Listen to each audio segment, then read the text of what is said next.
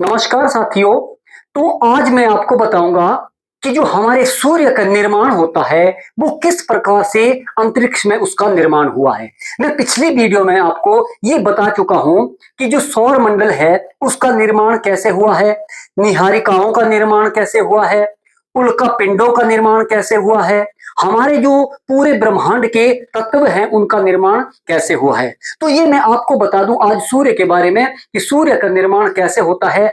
हम ये मानकर चलें कि जो सूर्य है वो हमारी आकाश गंगा में एक ही सूर्य है, तो ऐसा बिल्कुल नहीं है। हमारी आकाश गंगा इतनी बड़ी है कि इसमें जितने जो हमारा सूर्य है, हमारा जो सबसे नजदीकी तारा है, धरती के सबसे जो नजदीकी तारा है उसका नाम सूर्य रख दिया हमने, जो कि एक काल्पनिक नाम है। इसका हमने खुद इंसानों द्वारा रखा हुआ नाम जो है वो सूर्य है। जैसे अपने कोई नजदीक होता है, जैसे परिवार में होता है या अपनी क्लास में होता है या कोई अपनी फ्रेंडशिप में होता है, जैसे बाबू छोना, ये नाम नहीं होता है, खुद का रखा हुआ नाम होता है।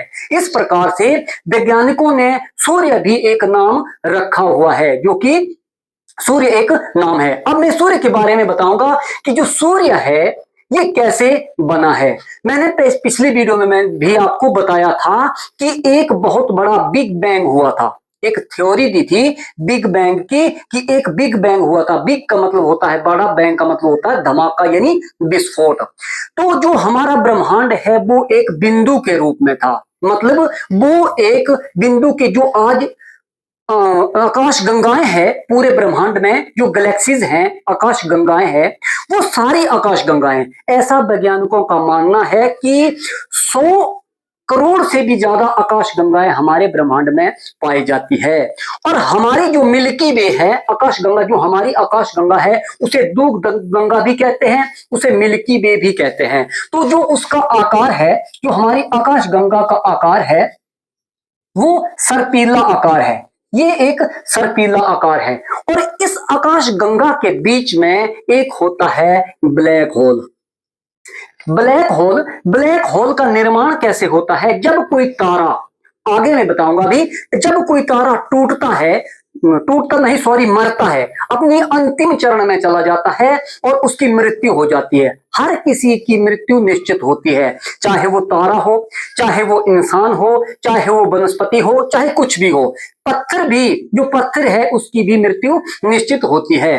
तो जो ब्लैक होल होते हैं ये बहुत बड़े दानव माने जाते हैं। ये एक जायंट के रूप में माना जाता है। जायंट होता है दानव यानी राक्षस। तो जो ब्लैक होल होता है, जब कोई तारा मरता है, अपने अंतिम चरण में मरता है, वो सिकुड़ जाता है, आगे मैं बताऊंगा, वो सिकुड़ जाता है और वो इतना सिकुड़ जाता है कि उसका जो घनत्व है वो बहुत बढ़ जाता है। उसका घनत्व जो है बहुत बढ़ जाता है, इतना घनत्व बढ़ जाता है कि अगर ब्लैक होल की मिट्टी, ब्लैक होल की जो मिट्टी है उसका वेस्ट पदार्थ है, जो डार्क मैटर है, अगर वो एक चम्मच उसकी मिट्टी ली जाए तो वो हमारे धरती के लगभग 10 हाथियों के बराबर उसका वजन होगा। जो कि अगर धरती से ब्लैक होल का एक टुकड़ा भी, मान के चलो माउंट एवरेस्ट के बराबर ही अगर कोई टुकड़ा आता है ब्लैक होल का, तो वो धरती के आर पार हो जाएगा, वो धरती के आर पार हो जाएगा, क्योंकि उसमें ग्रेविटी फोर्स जो घनत्व जो है वो बहुत ज्यादा होता है और उसमें ग्रेविटी इतनी होती है कि उसमें प्रकाश भी नहीं गुजर सकता। प्रकाश भी जाएगा तो वहां से वापस नहीं आएगा, अर्थात वहां से रिफ्लेक्ट नहीं होगा, वापस नहीं आएगा प्रकाश। तो जो ब्लैक होल होते हैं उनका जो तारा मरता है तो ब्लैक होल का निर्माण होता है। और हमारी जो गैलेक्सीज हैं, जो आकाश गंगाएं हैं, उनके बीच में ब्लैक होल होता है। और हमारे जो सारे सौर परिवार जैसे जो लगभग हमारी गैलेक्सी में, मिल्की वे में 100 अरब, ये 100 अरब से भी ज्यादा सूर्य मौजूद हैं, 100 अरब से भी ज्यादा सूर्य मौजूद हैं। और हर सूर्य के पास, अब जो धरती जैसे, बुध जैसे, शुक्र, ये जो ग्रह हैं ये तारे नहीं है, ये हमारे तारे का चक्कर लगाते हैं, ये सौर परिवार होते हैं। और इसी प्रकार से हर एक सूर्य के पास, किसी के पास 10, किसी के पास 15, किसी के पास, जैसे हमारे सूर्य के पास 8 जो ग्रह हैं वो सूर्य के पास पाए जाते हैं। 9वां ग्रह जो प्लूटो था, प्लूटो को ग्रहों की श्रेणी से निकाल दिया, लेकिन प्लूटो को कोई फर्क नहीं पड़ता है कि वो ग्रहों की श्रेणी से निकाल दिया गया है। वो आज भी सूर्य का चक्कर लगाता है, लेकिन कुछ कंडीशन की वजह से वैज्ञानिकों ने उसको ग्रह की श्रेणी से निकाल दिया, क्योंकि एक कुइपर बेल्ट होती है, कुइपर बेल्ट के जो बाद का ग्रह होता है वो जो हमारे सौर परिवार में उसको मान्यता नहीं दी जाती है। अब मैं बताऊंगा जो सूर्य हैं उनका निर्माण कैसे हुआ। तो सबसे पहले जो निहारिकाएं हैं उनका निर्माण होता है। निहारिकाएं क्या होती है इसके बारे में मैं आपको बताता हूं। निहारिकाएं होती है गैसों का बादल।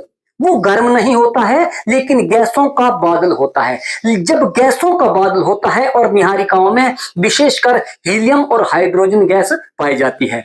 जब हीलियम और हाइड्रोजन गैस आपस में मिलती है तो वो गर्म हो जाती है। वो गैस क्या हो जाती है? गर्म हो जाती है। और गैस इतनी गर्म हो जाती है और वो बादल जो होता है, पूरा जो निहारिकाओं का बादल होता है, वो एक ग्रुप के रूप में आ जाता है, एक इकट्ठा हो जाता है और वो एक दहकता हुआ लावा यानी एक सूर्य के बराबर हो जाता है।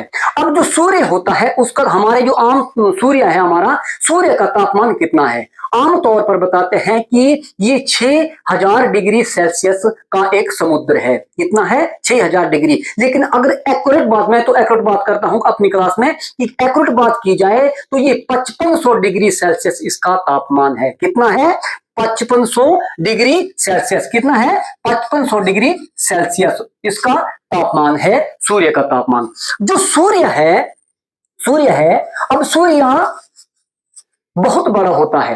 कई सूर्य जो है बहुत बड़े होते हैं और कई छोटे होते हैं, लेकिन जो हमारा सूर्य है वो उसको बड़ा नहीं माना जाता है। आगे मैं बताऊंगा। सूर्य जो है, सूर्य में कई प्रकार की गैसें पाई जाती है, जैसे हाइड्रोजन और विशेषकर हीलियम गैस जो है ये पाई जाती है, और इसका तापमान 5500 डिग्री सेल्सियस है, यानी 6000 डिग्री। कई इसका जो यूट्यूब टीचर है 6000 डिग्री बताते हैं, लेकिन एक्यूरेट बात की जाए तो 5500 डिग्री सेल्सियस इसका तापमान होता है।